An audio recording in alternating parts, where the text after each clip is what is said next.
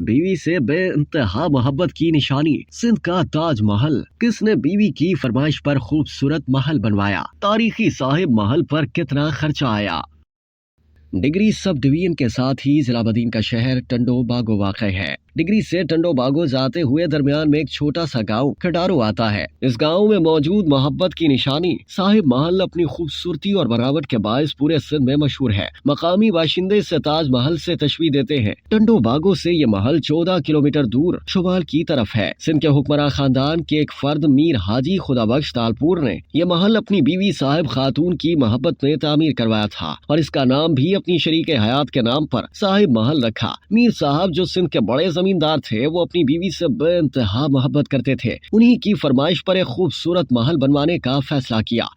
फैसले को अमली जामा पहनाने के लिए उन्होंने आगरा का सफर किया और मोहब्बत के अजीम शाहकार ताज महल का हर पहलू से जायजा लेकर टंडो बागो वापस आए। उस जमाने के हैदराबाद के मशहूर माहिर तामीरात फैज महमूद सलावत से इस महल का नक्शा तैयार करवाया। इस महल की तामीर में इस्तेमाल होने वाला मुकम्मल सामान हिंदुस्तान के मुख्तलिफ इलाकों के अलावा बैरून मुल्क से मंगवाया गया था। लोहा, टेयर गार्डर और फर्नीचर बरतानिया से मंगवाया गया था, जबकि ईंटें भारतीय शहर अहमदाबाद से मंगवाई गई थी। लकड़ी का सामान बर्मा और सीमेंट कराची से मंगवाया गया था। उस दौर में सिंध के लाड़ वाले इलाकों में ट्रांसपोर्ट और आमदोरफ्त की कोई भी सहूलत मौजूद नहीं थी, इसलिए तामीराती सामान पहुंचने में खासी ताखीर होती थी। उस सामान की नकलो हमल के लिए 2 तरीके इस्तेमाल किए गए। पहले रेलगाड़ी के जरिए हैदराबाद लाया जाता था, वहां से बदीन के करीब तलहार रेलवे स्टेशन तक पहुंचता था। तलहार से बैलगाड़ियों के जरिए टंडो बागो लाया जाता था। सामान लाने का दूसरा अहम जरिया गोनी फलेली नहर थी, जिसमें भाव की मदद से कश्तियां चलती थी। तामीराती सामान हैदराबाद से मशहूर घाट जमाली फर्डो पर पहुंचता और वहां से बैलगाड़ियों पर लाद कर यहाँ लाया जाता था।